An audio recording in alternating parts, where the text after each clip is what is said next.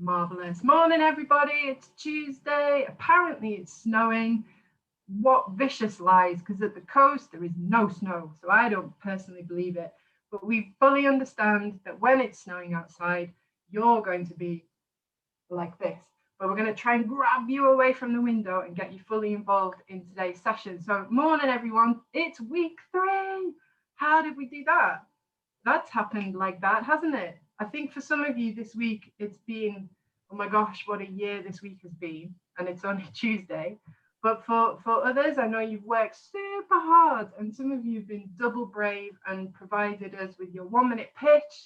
And some of you have even put it out there on Twitter, which I think gives us all something to step up to. So thank you very, very much for all of your efforts.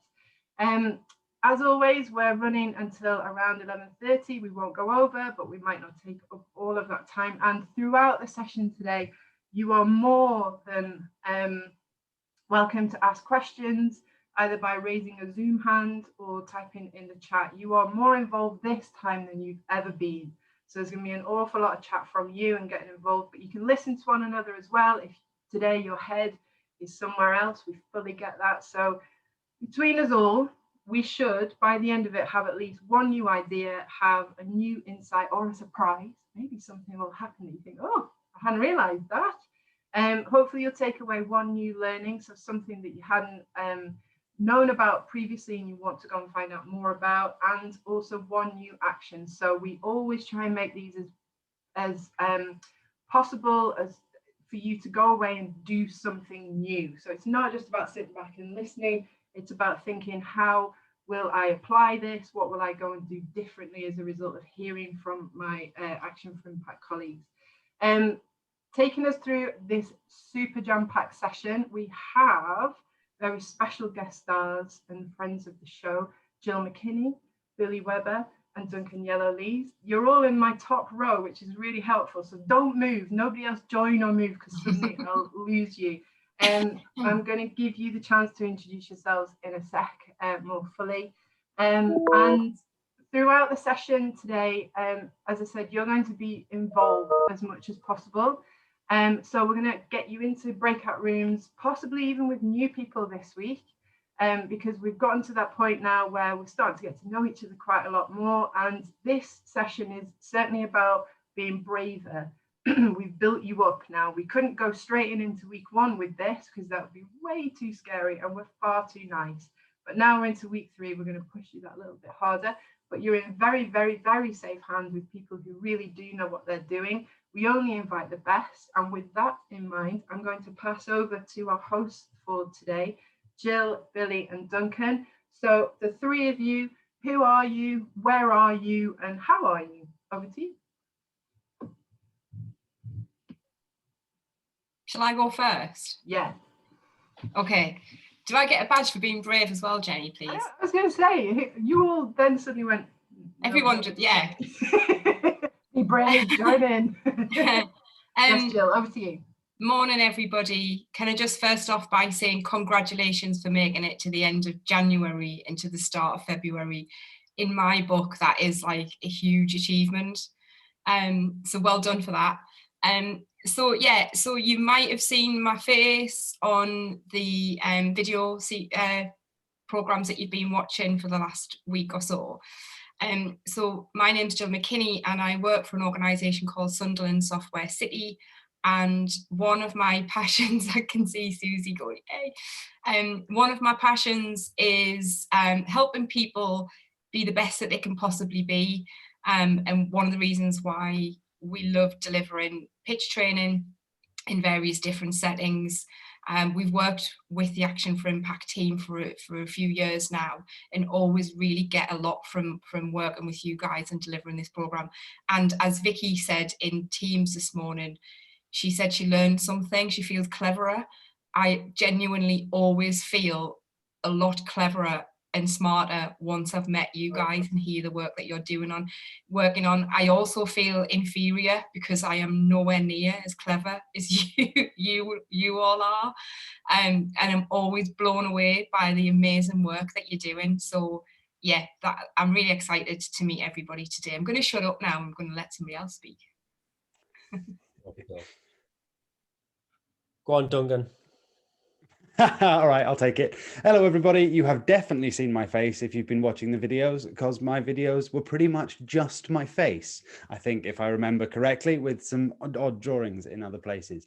But I've got a different background now because I moved house on the 20th of December. I don't recommend that as a plan for a chilled out Christmas. Anyway, welcome. Hello, I'm Duncan. Nice to meet you all properly. I recognize some names and one face. Hey, Stacey, how you doing? Some names of people I think who followed me on Twitter already, which is very exciting. Nice to meet you. Good to have you kind of engaged in that kind of stuff. I run DY Training, which is a presentation and communications training company for academics and researchers. So I've been training researchers to stand up and talk about what they do in pitches, but also at conferences and meetings and public engagement type work for the best part of the last decade. I used to run Bright Club when we were allowed to go to comedy events in Newcastle, which is researchers doing stand-up comedy about their work. So that was kind of one of the ways I got into working with researchers, and I absolutely love it. To kind of echo what Jill said, I don't think you're all really smart. I think you're pretty smart. But, you know, we'll put our high heels on one shoe at a time, right? So, yeah, that's fine. But what I do get to do in my job is this little snapshot into loads of different bits of research. I work with the physical sciences people and with social sciences people and with artists and across the whole kind of spectrum of research. And I love seeing all the little different stuff that's going on and how exciting it is, and then getting you to feel confident and give you the skills to stand up and share your passion and excitement about your work with other people, but crucially in a way that they can understand and isn't going to go completely over their heads, because that is one of the things that I find often academic talks do. But my goal basically is to make academic talks fun, interesting, and engaging, so that when you go to a conference, you have a really good time in the audience and you have a really good time as a speaker. And that is what me and my company is all about. So nice to meet you all. I'm looking forward to hearing what you've thought of the course and what we're doing today. Good stuff. And hi, everyone. So I'm Billy. I work with Jill at Sunderland Software City. And we've been doing sort of pitch training together now for about 5 years. And I just sort of concur, obviously, everything that Jill said and Duncan said. I just get wow moments every time we do this program. I just think, oh my God, thank God for you clever people looking into all of these things. It's just something that I would never, ever have the capacity to do, both mentally or the ability to just to focus on that kind of thing. So well done, all of you. Jill and I have worked with over 1,000 people now to support them with pitching. In this setting, we've trained people to go on Dragon's Den. We train people to go for investment. And just, again, what Jill and Duncan said, it's all about getting you to be the best you can possibly be and for it to make sense. So if it makes sense to us, it'll make sense to anybody else who you're speaking to and pitching whatever it is that you're doing. So that's it. So short introduction from me. I'm going to shut up and we'll get on with it. Perfect. Over to you, Duncan, I think. Over to me. Yes, wonderful. Great. So this is just a fun little exercise. I'd like you to think back over the last week, think back over the 2 video courses you've seen. So storytelling from me and pitching from Jill and Billy. And think of one word, if you can, one singular word to sum up your thoughts or what you thought of the content you've had this week. One word for the content, and drop it in the chat box. What one word would you use to describe the stuff that we've thrown at you and filled your heads with this week? If anybody says, great, but the storytelling was rubbish, I will be offended.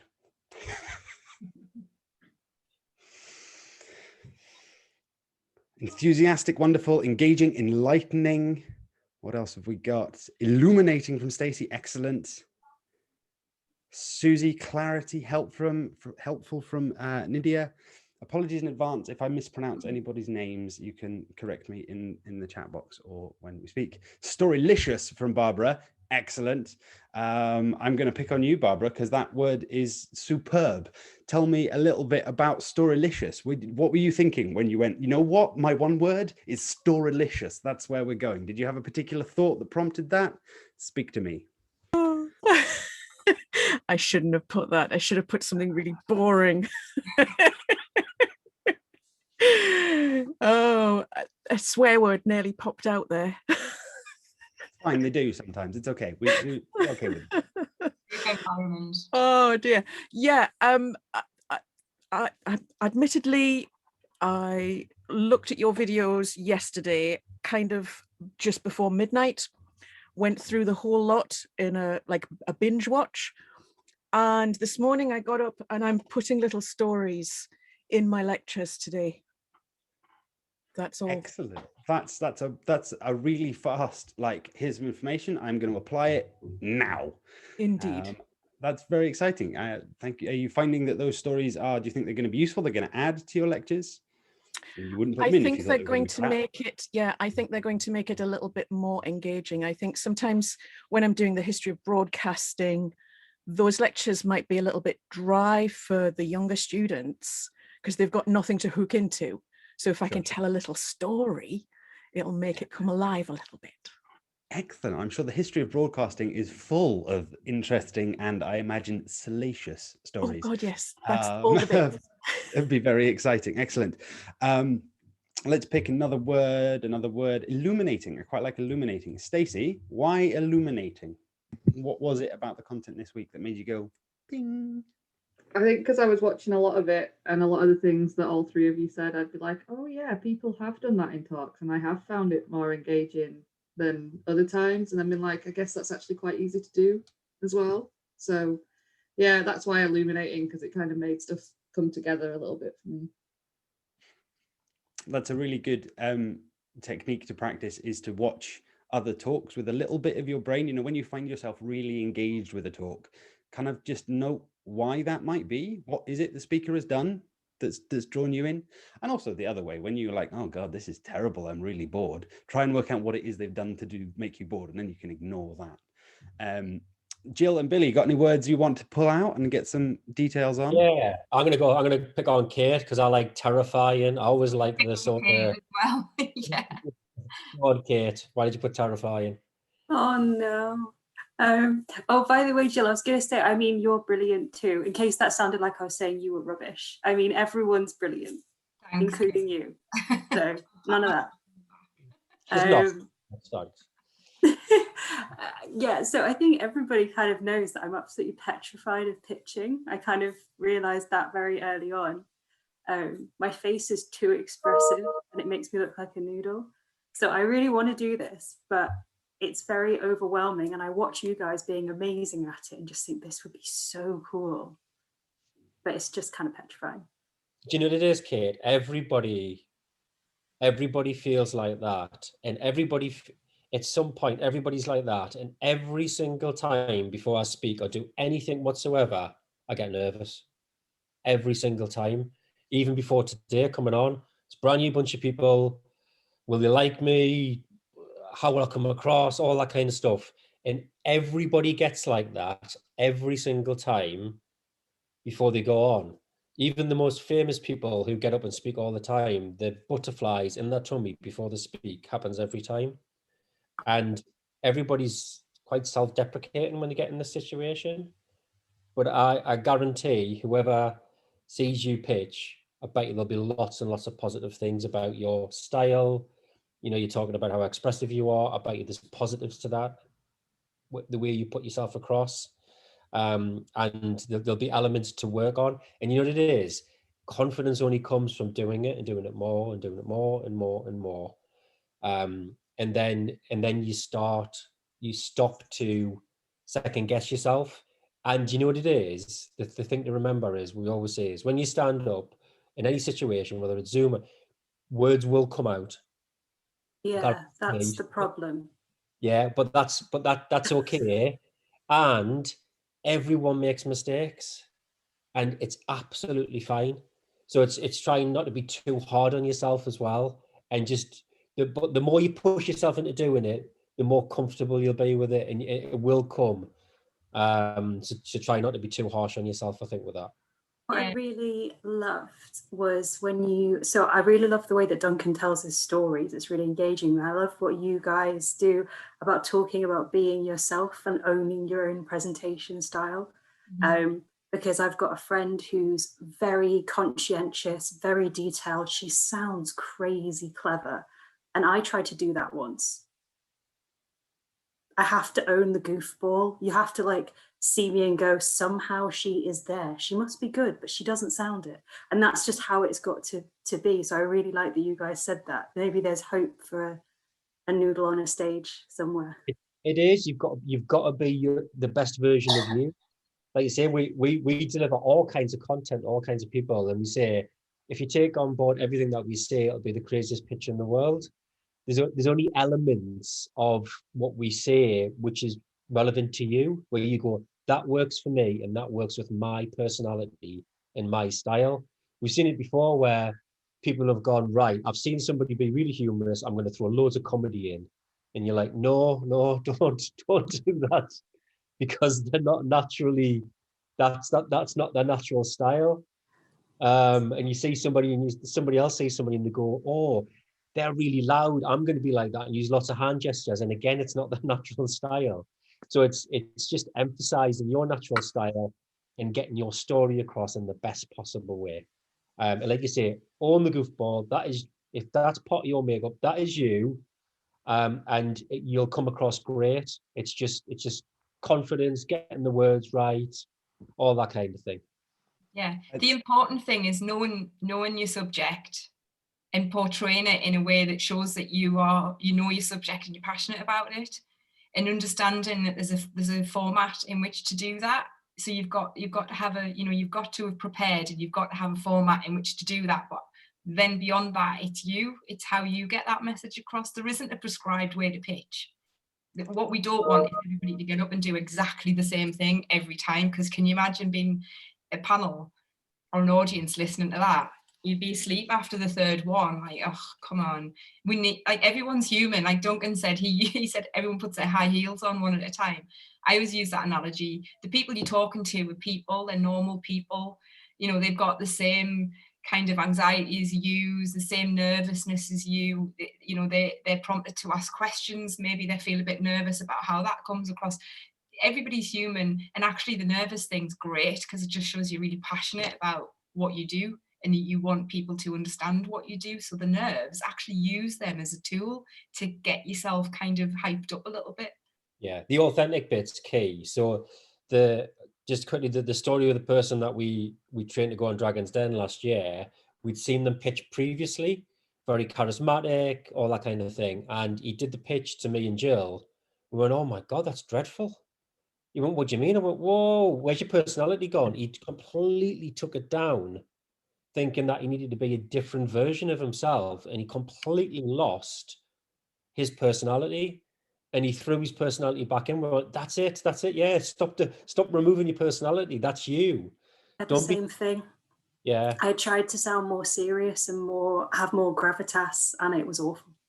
So this is something that I'm just going to jump on this to make a slightly wider point about talking in academia, and the way language is used in academia and for research talks and research communication.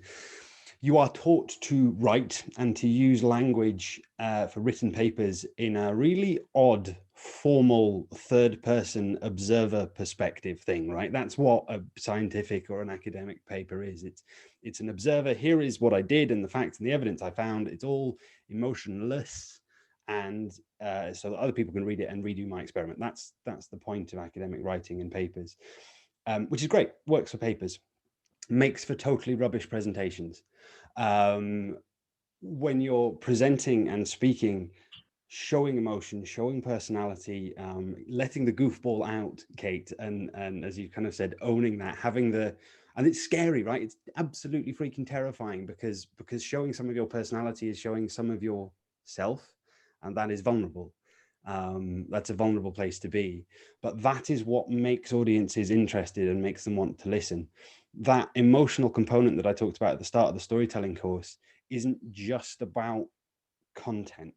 We talked in the course about how you pick stories and content that are going to hook people in, but the other thing that gets people emotionally invested and interested in wanting to watch you and watch your talk is watching you as a person, as a human being, not as a robot who can stand on stage and read out their entire paper from memory.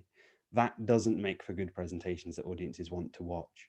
And so I think there's a status quo in academia that the way you're taught to communicate actually doesn't help you do it well when it comes to live person-to-person stuff.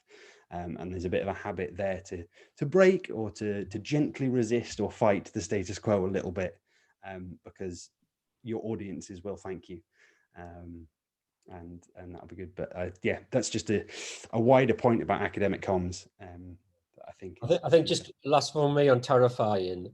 I think a terrifying thing, so to try and remove any elements of that, is the unknown causes, I think, that kind of thing as well. And this was a massive mistake that I made. I did a pitch at Newcastle University to help spin out a company, and I didn't know what room I was going to be in, nor how many people were going to be there. And I got into the room and it was a semicircle of 20 people, and I was expecting 3.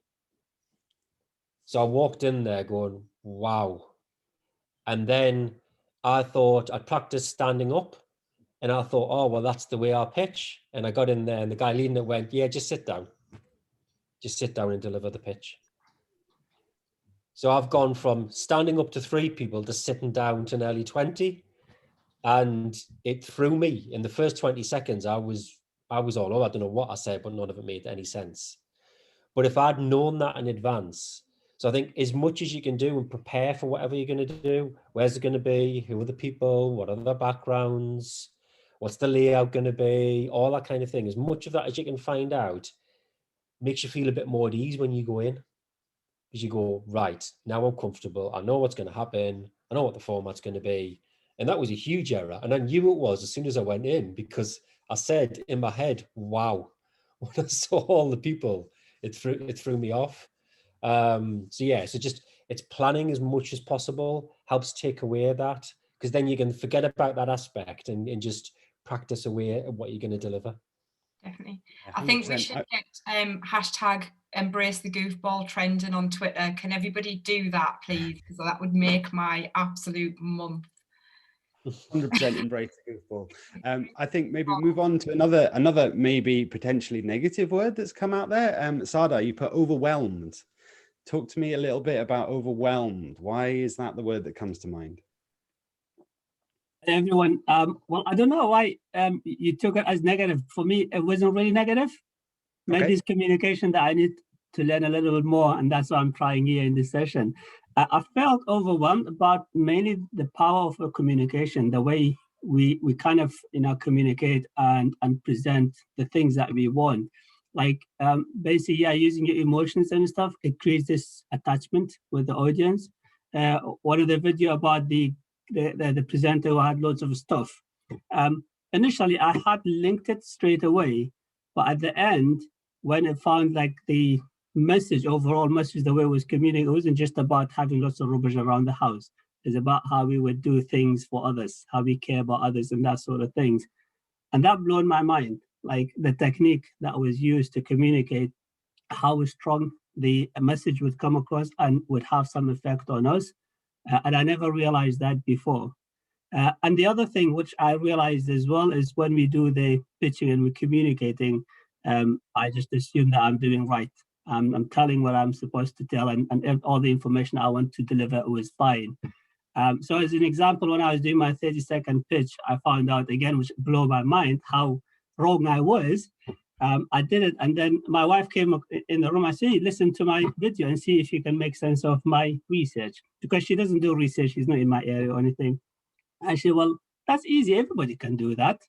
But basically what I was saying, the way I communicate and send the message, it was, I would like to use certain techniques in my research to detect emotions and stuff like that from written text. And then I said, well, yeah, everybody can just read the text and can tell, imagine. But what I really wanted to do is how my research would help to efficiently do like really, really large amounts of data that human can't do. That was the real important thing that I was trying to, to deliver. And she spotted it, And I didn't realize that, when we doing this presentation, because of the time constraints and maybe the nerve and stuff that we have, we miss small things that completely makes the whole thing wrong, the information that we give. And those sort of examples that I came across within just maybe an hour or so doing a bit of exercise, I felt like there's a lot of things I'm missing, and there's a lot of things I need to learn. And I felt overwhelmed about how much work I have to do on myself, really, which is good, which is what I like always trying to identify my limits, my skills that I don't have, and then I can basically work and fix myself. And that was really good. That's really positive. So a kind of positive, overwhelmed at the kind of door has been opened to all of the little bits of detail and technique that you didn't know existed before that you now know about and you can use and make use of. I think that's really cool. It's like, you know, has anybody got like a favorite TV series that you watch over and over and over again? For me, Parks and Recreation, I watched it lots and lots of times. It's very good. But the second time you watch it through, you see stuff that you didn't see the first time you watched it through. And then the third time you watch it through, it's again. And presentations are kind of the same. A lot of people, like through your academic careers, you have to talk, you know, from those really awkward undergraduate group presentation things that you get made to do. And then you kind of have to, you do PhD stuff, and then you go to conferences and you start presenting your own research. Maybe you start teaching. And you learn stuff, you pick things up that you think you're doing okay. You get that kind of like first watch through of presenting. And then you get some input from people like myself and Jill and Billy. And you kind of, it's like watching presentations again and going, oh, hang on, there's all these other bits as well that we can start adding in and adding in and adding in. And spending that time to stop and think and go, okay, what don't I know? What could I be doing better? What little changes in the way I'm saying things or phrasing things could I be doing to make this more impactful, to make sure the message I want to get across is communicated effectively? I think that's a really good use of the word overwhelmed. So thank you very much. That was really positive. I like that a lot. Fantastic. Have we got time for more words? I can't remember what our timing is. Jill, you were in charge of the plan. Yeah, I'm just going to follow up on that, and then I think we'll talk about moving into rooms. I just want to say as well that, as has Duncan, Billy and I have worked with some kind of what you would class as seasoned pitchers. So people who do this over and over.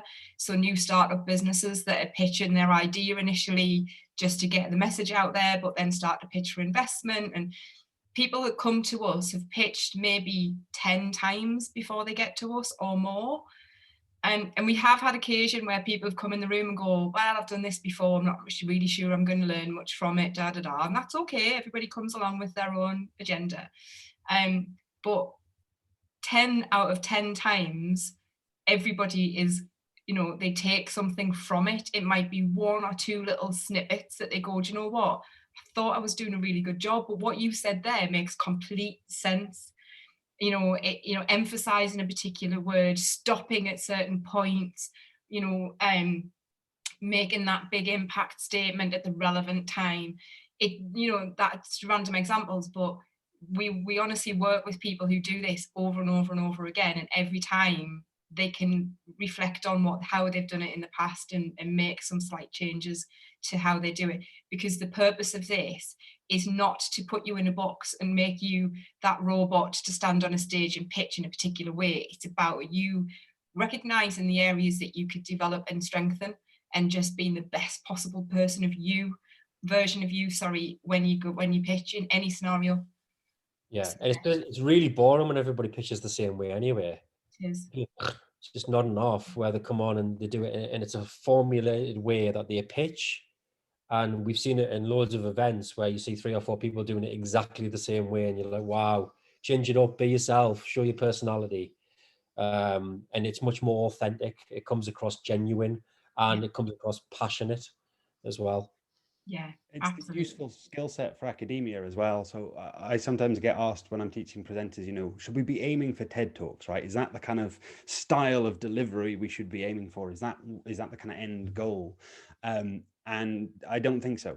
If you want to go and do TED Talks and do that kind of talks, great, that should be it. But for sort of more general, more useful skills for general academic and research career paths, becoming a flexible presenter who is confident presenting in different scenarios to different audiences with different contexts, and slightly altering how you do things depending on where you are and who you're talking to, that is a much more powerful skill set than going, right, to do a TED Talk, I need to rehearse it 150 times and make sure I'm stood exactly here and my hands do this and my bits and pieces are like that.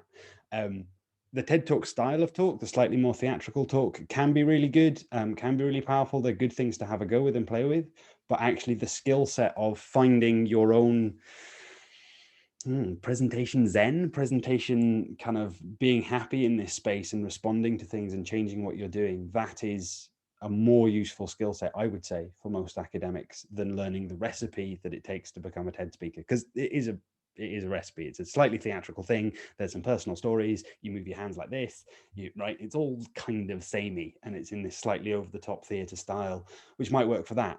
Will totally not work if you're pitching for some research funding or standing in front of a bunch of undergrads or going to a conference, right? That's a different kind of context. In the pub what you do, because they genuinely just want a 30-second, this is what I do, and move on. Okay, so what we're going to do now is Jackie is sat behind the scenes and she's going to, by the magic of technology, put us all into breakout rooms. My brain's not working quick enough to work out how many people are going to be in each room, but there are going to be 3 rooms, and each of the rooms are going to be joined by Billy, I, or Duncan. And when you get in the room, we're going to have a chat. If you're brave enough, we'd like to hear your pitch. We'll give you some feedback. Your peers will give you some feedback. And then once we've done that, we'll come back in the room and we'll just have a general chat about how that went, how you felt. And maybe we can take some questions, that you might want to know some more about, some stuff that we didn't cover, some stuff that we did cover, and we'll just take it from there. Is that okay? So I believe Jackie is on standby to put us into rooms. So that should start happening soon. But whilst we're waiting, I don't know how long we've got and you might get cut off, I'm sorry. Has anybody got any questions for us before we go? Oh, that's happening now, so that's not going to work, is it? I think everyone's disappearing. All gone. Yeah. I think Duncan's gone as well. Cool. So I have my phone. If you need me, text me. I'll come and get you. Perfect. Enjoy. Thanks. Bye.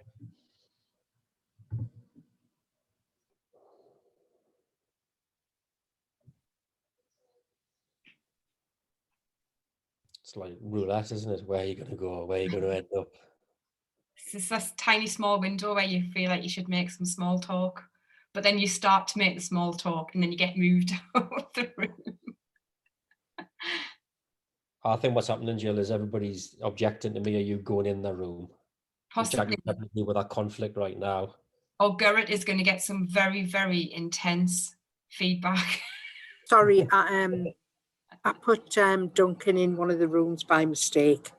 So you. No, Duncan needs to go in a room. Sorry? Duncan is meant to be in a room. Right. And then Jill will go in one and Billy will go in the remaining one. But we still need Garrett to go somewhere. Poor Garrett. No. We're all going to stare at you. Yeah, come on, Garrett. Do your now. 1 minute pitch. Go. Yeah, go. Oh, we've got Dominica still here as well. I know. They're not coming up for us to sign them. Yeah, it's nothing is popping up. All right. Yeah. Okay, let me just pause recording.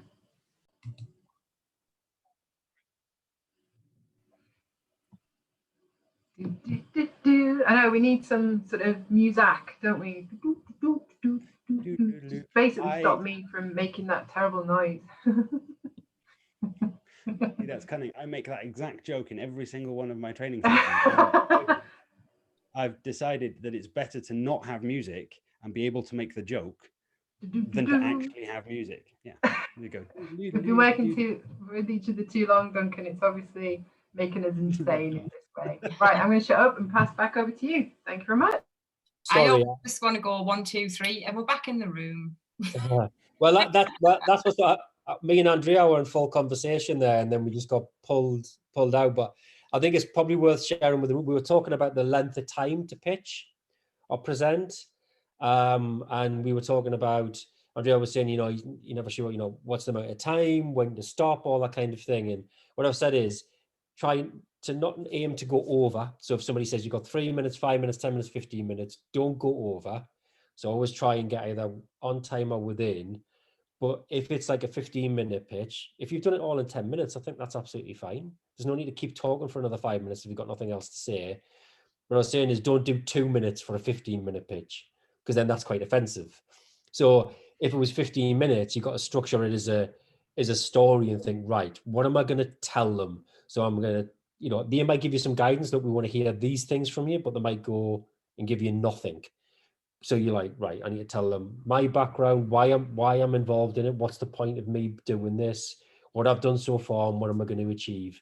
And you just break it down and go, right, I'm going to talk about that for a couple of minutes, that for 3, that's a bit meaty, I'm going to do 4 minutes on that. But never be offended to stop early. Like if it's a 3-minute pitch and you've done it all by 2 minutes 20, just stop, because you're just going to waffle for the next 4 seconds. But I think that's just it's a really good point you brought up, Andrea, and I think it's good for everybody else to hear as well.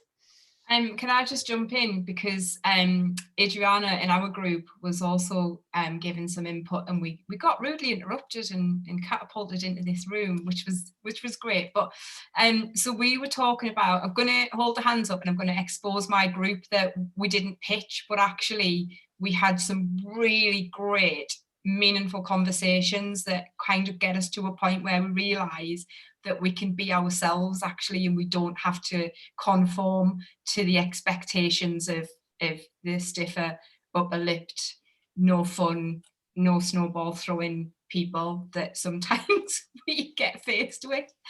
But Adriana was making a really great point in the fact that you're pitching, or you're giving a presentation, or you're speaking at a conference, and there is a kind of misinformed expectation, because it's not true that you have to do it in a particular way and drop, you know, who you are and not have any personality, because that's not true, because that just, yeah, don't listen to them. But there will be different learning styles and people within your audience that take information in different ways. So thinking about that engagement bit, you know, be yourself, bring your personality, because some people will engage with that because they'll get you. And we talked about that positive reinforcement from people in your audience, the people who will smile and nod and you go, yes, they know me, they get me, yay. But then you've also got the facts and figures people, so throw a couple of them in, but don't change the way you do it and just go all serious and go, so now we bring to you the 10 o'clock news, and next slide please type of persona. Just, you know, be yourself, but make sure that you do cater for the people in the room that want the different levels of information given to them, because, you know, not everybody's going to want colourful slides that just show pictures of you building blocks or whatever. They will want some facts and figures, and just mixing it up a little bit is really, really important. So that was great. That kind of feels like a continuation of the conversation we were having before about delivery personas and personalities and stuff. And it's, as you say, it's this balance between what do I need to give, what is my delivery persona, and what does the audience need to see to make this presentation work. Right. I often talk about it as like making it's not just you, purely you up on stage. Like the advice, be yourself, is pretty terrible advice, because everyone goes, yeah, but I'm a big bundly mess of insecurities and terror and fear, and I sit in my pants and watch Netflix all day. That's me. I don't want to show them that. That's not going to be helpful. So it's more like a caricature of your useful bits, right? So you think, what is going to be useful to show this audience? Confidence, maybe a sense of humor, maybe some of the goofballness that kind of that warms an audience towards you and makes them like you, that kind of stuff. And so you caricaturize the good bits, you make those bits a little bit bigger, and you minimize the insecurity and the terror and the imposter syndrome and, you know, everything else that we've got going on that comes out when we're presenting because we feel vulnerable because we're being looked at. So it's this caricature. If someone was to draw a caricature of me, my hair would be fluffier, my nose would be fatter, and I'd have 8 chins.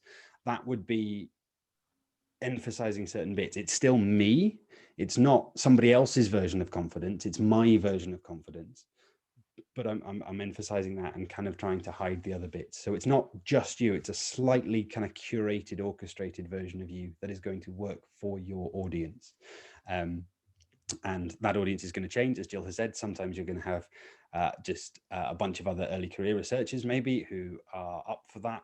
up for unicorn pincushions, Kate, and being like, yes, bring me all the unicorn pincushions and let's have GIFs on the slides and it's all going to be excellent. Sometimes maybe you're delivering to senior faculty, or like you're a PhD viva or something, where you need to be a little bit different, slightly different bits of your personality that are going to be useful there, but it's still your personality. We aren't actors. Actors train for a very long time to do what they do. So that's not it. We had some interesting talks about timing as well. We were talking about how hard it is to do a short talk. That it's much harder to do a minute or 30 seconds than even 3 minutes. And that is much harder than doing 20 minutes, particularly for you lot who have loads of knowledge to share and expertise and you really know your stuff. And it's true, it's much harder to do a short talk. There's a great quote, I think it's a Voltaire quote that says, if I'd had more time, I would have written a shorter letter. Yeah. If I had more time, if I had more time to prepare and think about this, I would have been able to get my meaning across in fewer words. Which is true, which is why this sort of pitching exercise is a really good practice for you at getting your message across concisely, even if it's a bit false in the real world. You know, you're never like, right, you've got 1 minute and then we'll cut you off. So yeah, it's a good exercise for that. Yeah, we discussed that as well. And I'm obviously not as nice a person as Jill, because even though I went in the room and Susie went, well, none of us have really got that pitch, I still made them pitch. But you know what was really good? You were all really good because it was more conversational. So it wasn't a prescribed pitch, and it was just talk me through what you're up to, what you're doing. And I think you need to try and retain that, because what we do is we build ourselves up to, oh, it's a presentation, oh, it's a pitch. Try and always retain that it's just a conversation about what you're doing, and that'll make you feel a lot easier about it. Because if you were just having a conversation with those people, so if you remove yourself from the room where you're presenting and it was at a dinner table and one of them just said, oh, tell us what you're doing, you would talk easily for 3 minutes, 5 minutes about what you're doing, no problem. And it wouldn't feel the same. So it's trying to keep it as conversational as you can, because you're more relaxed in that environment. And everybody still did really well. It delivering that today as well. Yeah. Likewise, my group, we had some people pitching and some people who hadn't got stuff together but contributed lots in the feedback and the thoughts and things. So thanks to the whole group for doing that, because it's giving feedback can be as scary and intimidating as doing pitching. And that process, giving feedback and I was quite pleased in our group, weirdly, because we had some critical feedback. I'll explain quite but I'm not like everybody was mean and I loved it. What I mean is, for feedback to be useful, it has to point out the things that could be done better. That's the most useful type of feedback, yeah. Right. There's not a lot of point in having somebody there who just goes, yes, you were amazing, even when you were totally crap, right? That's not going to help you put together a great talk. So finding people who you can trust to give you honest feedback, but balance that with the support and the encouragement you need to keep doing a good job. Because again, it's no use to anybody if you get some feedback and you go away, oh, well, I feel shit now, this is terrible. That doesn't help anybody either. But look around your lab, your research group, your friends. Is there somebody you can be a feedback person for, who's willing to be a feedback person for you, to practice presentations in front of, who you can get a relationship that's good enough that you're going to get some of that critical feedback? Because that's the useful bit. But also who knows you well enough that if you're on the verge of tears, they're not going to just smack you down and go, you're rubbish, because that isn't helpful either. and I think from another good thing, or a tip from a confidence point of view, is when you're ever doing it, there will always be somebody either on Zoom or in the room who will be the smiling, nodding person. There will always be one, because there always is. Because consciously, even if all three people aren't like that, the nicer one of the three people in the room will be conscious about it and go, I'll have to do that role because the other two won't. Kate's doing it for her colleagues, aren't you, Kate? You said you would play that role. If anybody wants a smiley face, get Kate in your audience. Yeah, yeah, and you do it every time. And it's Jill and I have done it. I'm sure Duncan's done it as well. You look for that reassuring nod or smile, and there's always somebody there that does that, and it just makes you feel better about yourself when you're delivering it. And there will always be somebody like that, so it's okay to get that reassurance from them. It's it just makes you feel better about yourself when you're in there. And I've never been in a situation where there isn't somebody like that. No. There's people who I thought would be like that, and I had to just look away from them because they weren't, and it was somebody else in the room. But sometimes you make assumptions and you think, oh, you're a really smiley person, but then they've got this really stern face that's going on. The flip side of that, Billy, is that some people have resting miserable face.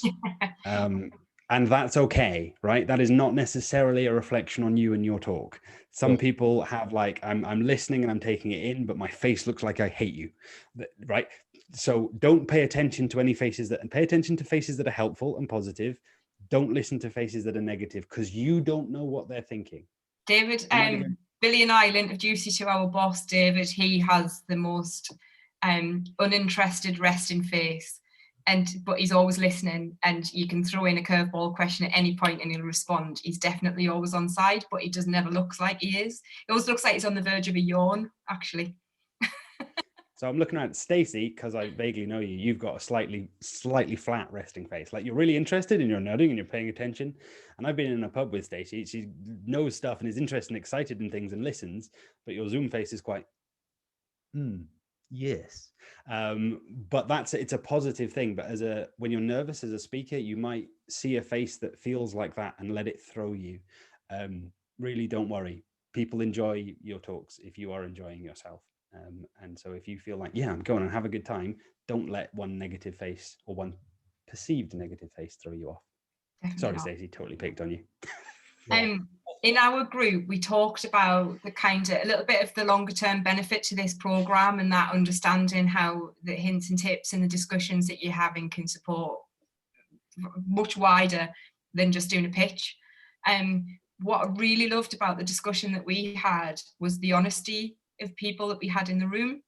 I'm sure Barbara, she's got her camera switched off at the minute, but she won't mind me telling you this, but she's had a little bit of a rough week, and that's fine.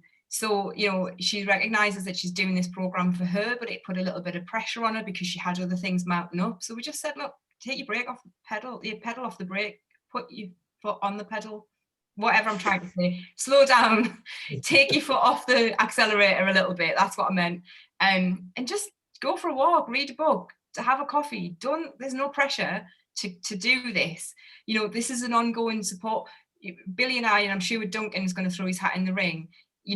If you want to pick the phone up to us in 6 weeks, 6 months, a year time and go, all that stuff we did on this program, I've kind of gone off and done something else for a bit, but I want to pick it back up because I would like some support.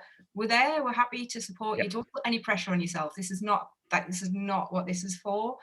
We just want to, this is like a safe environment, isn't it? This is a safe environment to come along and push yourself out of your comfort zone. Do things that you might not ordinarily do, but learn a little bit along the way. And take some of the hints and tips and use them in your presentations, use them when you're speaking with students, use them when you stood on stage presenting to world-class scientists or whatever it is. Take those little bits of snippets and just use them however you want to use them, but don't put any pressure on yourself. There's no need, absolutely no need. Yeah. And there was a nice comment. Go on, Billy. I was just going to say, I think it's just from a tip point of view, and I said it to my group, but in a little bit more detail, you are going to present and pitch, and you're going to get a mixture of some people who just don't get what you do, no matter how you explain it. Don't take it personally, and you will get some twits. So you'll get somebody who will be particularly negative. And do you know what it is? If you've noticed that, the other people who are listening have noticed that as well and think they're a twit. So don't respond in kind. You remain professional, upbeat, confident about what you're doing. Answer the question to the best of their ability. And don't worry, because the rest of the other people who are sat there are probably pulling faces at that person as well, thinking, what are you doing that for? What are you asking that for? So that'll come across. You'll get that a lot. I've had it lots, and they stand out like a sore thumb, but you've just got to remain professional and don't respond in kind to them. Yeah. Sorry, Duncan, I'm just going to jump in. I'm a little bit conscious of time. We've got 5 minutes and I don't want to keep anybody any longer than absolutely necessary because I know you've got other things to be getting on with. Just quickly for a minute or so, has anybody got any questions about any of the content or anything else that's going on in this in the programme. Yeah, go on, Sarad. Yeah. Basically, there are a lot of stuff here that I find it very useful. And honestly, I can't go through all of them in the time frame I've got every week. I was wondering if this material will be available to us in the future, like through Canvas and that, or will they be removed? Because I'm sure in the future I can make use of them if they're available. Yeah, we get asked that every single time, and we throw back the word exclusive at you. And the reason for that is because it's a very competitive process, you know, opening the door to as many people as we possibly can, but we keep the group small so that, you know, Duncan, Jill, Billy and Vicky and Simon, etc., get to know you. And so the content is removed, but the door is wide open for you to remain part of the Action for Impact community. So you are cohort 9. So think of all the people who have sat here previously, you are now connected to them and they are friendly, lovely people. So you're able to continue your conversations about the content with one another as this cohort, but also to ask more outwardly, how have people applied it? What have they learned? What do you need to be thinking about in terms of responding to the content? And as Jill has very kindly and generously said, you know, the conversations can continue with our team of facilitators as well. So the content just doesn't disappear in terms of how you use it, but certainly access to it needs to be closed. However, all of our gang continue to deliver training and events and things like that. So you can get involved in what they do on a one-to-one basis or as part of another cohort. Duncan? Yeah, I was going to just say, I'd echo all of that and speak for myself. Very much get in touch. My Twitter is there. If you want to get in touch on Twitter or LinkedIn or email or give me a call, I'm really happy to chat. But I also keep an eye on your university trainings, what's going on. Keep absorbing this kind of stuff. Keep finding new content. If you're based at Newcastle or Durham, I am doing lots of different training with them coming up with various different departments and schools and bits and pieces. And hey, I'll do it. Why not? As a pitch for work. I deliver this training otherwise. So if you want more of this sort of stuff, talk to the people who help support your training and your skills development and see if you can get more of it in. Is the other way to get more content. But yeah, talk to us. I'm really happy to chat and share knowledge and help out if you've got things that are going on that you're struggling with or you want a hand with. We're here and use each other, as Jenny just said there. You know, these conversations go on and there's lots of knowledge in the community to kind of draw on. Kate, did you have a question? Yeah, sorry. What I was going to ask, and obviously you don't have to answer this now because you probably need to think about it. But this has been really great for starting to boost my confidence, but it's going to be a while before I feel confident enough to start putting what you've said into practice. And I was just wondering if you guys ever do like follow-up workshops where people can almost try this again with a bit more confidence. Because even if we'd have got round to pitching, I would have been too terrified to do it, Jill, but I want to. I've got to get over this. Yeah. We can certainly, Billy and I tend to follow up on a one-to-one basis with people from Action for Impact and other programs. So what we can do is arrange to spend some time with you, Kate, and we can work on this for a little bit longer with you, and we can kind of bespoke some stuff around to kind of help you get to where you need to be. So you just need to reach out. If I know that Jenny, if you want to share our contact details, I'm on the Teams channel, so you can contact me via that or Twitter or any of the other areas as well. But the answer to that for everybody on the call is a yes. We can support you moving forward.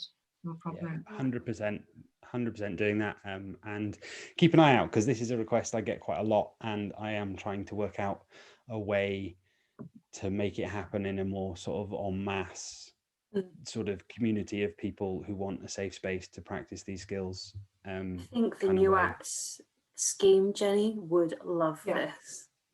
Exactly, and that's certainly something that, you know, we can talk about, and it's replicated in each of the 4 partner universities, that there are opportunities to either create or become part of communities of researchers who need the safe space to continue these types of conversations, but also it might need an instigator. So you could potentially be one of the founders of of groups who can support each other to do this at whatever stage you're at. And I know that those who are coming up fast behind you and those who have gone ahead of you would still benefit from it. So irrespective of the career stage you're at right now, you've still got something valuable to offer, even if it's just joining up other people with one another. I'm just conscious of time before we go, because I know people start popping off in a second. Before you went into your groups, I asked Jill, Billy and Duncan to keep an eye out for some special effort or something that really stood out in terms of contribution to your discussions. And as a reward for those, I want to offer a little prize, a little note of recognition, because I appreciate we're in week 3, you've worked really hard, you're all falling to pieces, and still you're here. And so as a bit of an uplift, I'm going to ask each of our star facilitators to nominate somebody from your discussion groups that I can send a little thank you and well done to in the post. So Duncan, who's your little star from today? Tough. I'm going to say my little star for today is Sada, who is in my group, but for I think special mention to Marlos, whose pitch was really clear and probably the kind of the best polished pitch, but Sada I think is really thinking and spotting things and trying to be useful to other people and yeah, see the stuff that previously you've looked over in terms of your own presentation technique. And I think that is a really impressive takeaway from this course and this week. So perfect. Thank you, Duncan, and well done to that. I'll be in touch with you and we'll find out where you are so we can send you some little goodies as a big well done and a thank you. Jill, who shone out for you in your discussion group for whatever reason you choose? Again, it's a tough one, but I think Barbara, purely because Barbara, I really admire your honesty. I love the fact that you swore 3 times before we'd even got 2 minutes in to the session. But I loved the fact that you felt comfortable to be able to share with the group how you were feeling. Again, another shout out to Kate as well for being so supportive and bringing the team together and giving the pep talk that people need. For just to throw you out there a little bit, Kate, she's a brilliant motivator, very encouraging, and sees where everybody is and kind of engages and has empathy. But I think in this instance, Barbara, purely because of your honesty, and you led us down a different conversation that we'd expected, but for the right reasons. So perfect. All good reasons. Thank you. Well done, Barbara, and special mention to Kate. I'm going to come on to Marlos in a second because there's a special mention there as well. So Billy, who was your nominated person for your discussion? Yeah, our lot were great bunch, and thanks everybody for getting really involved. But Andrea, his pitch was brilliant. He did really well. Everybody did great. Everybody was great sports, but I thought his pitch stood out. And just a final note for me to Kate as well, because Kate, I know you have self-doubt. You are going to be one hell of a pitcher. I guarantee your personality and charisma, you've got nothing to be worried about, and we'll work on it. So don't stress about it. You're going to be a great presenter. Well done. Thank you, Billy. That's brilliant. So we've got Sadar, Barbara and Andrea, and special mention to Kate for all of your efforts, but also to Marlos because you posted your 1-minute pitch on Twitter before anybody else had eyes on it. And I think that is one massive step out of anybody's comfort zone and really needs special recognition. So well done you. I know that quite a few people have commented on it. And with that in mind as well, I know lots of you have posted your 1-minute pitches. I'm going to spend a bit of time with that as soon as I possibly can. When the avalanche, as Vicky mentioned, of work just slows down a little bit, I'll get my eyes on that. So it gives you an additional bit of feedback to what you've had today. But again, massive encouragement for each of you to look at each of your work and your progression and give some bolstering support to each other. Constructive feedback, always helpful, as Duncan said. So a huge round of applause for all of our star guests today. Thank you so very much to Duncan, to Jill and to Billy. As always, a brilliant pleasure to work with you. Just wish we were in person, but we'll sort that out in the summer. We'll do something together there. So thank you. Again, they've been very generous with their time and this continues. They're part of your gang now. So get in touch with them appropriately. and ask for some help as and when you need it. If you need me to reintroduce, come and find me. That's what I'm here to help you do. Just thinking about next week, the final week. Oh my gosh, week 4. It's already live. It's already there for you, and it's a big one. There's an awful lot going on in week 4. We look at networking for researchers with our fantastically effervescent guest star Jenny Smith. Both Jill and Billy and Duncan actually have all worked with Jenny for a while, so you know that they're in safe hands with Jenny, don't you? And Duncan's coming back as well, so to show us a little bit about how to do this stuff online. What kit do you need? Where do you stand? How do you manage all of that kind of nerves stuff? So really practical takeaways from that as well. There's going to be a quiz, there'll be top tips, there'll be loads of takeaways. So it's our final week. And because it's spring and because I'm obsessed with spring, even though apparently you're saying it's snowing and it's raining here, I'm encouraging you to wear something really bright and colourful next week. So you can have a hat, you can have rainbow socks, I don't mind. Just wear something that really helps you to feel like, right, we're here, it's February, let's make the most of our final discussion week. Stay in touch on Teams. The Teams channel, Sadar, just to answer part of your question, it will remain open beyond the end of the program as well. And all our facilitators have got access to that. So if you need them, you can pop a little message in there and they'll see it. And if they've got time, then they'll get back to you. We're on Twitter. And of course, if you need me one-to-one, I'm on email. So come and find me. I think the final message really is to echo what Kate said earlier, and that is to embrace the goofball. So everybody go off into your final week of Action for Impact. Stay in touch with each other. Look after yourselves, please. It's a tough time, so make the most of any downtime you can and go and embrace the goofball. Well done, everybody. Thank you very much. See you next week. Nice to see everyone. Have a good Thank you, week. Jill. Thank you, Duncan. Thank you, Billy. Bye. All the best. Bye-bye.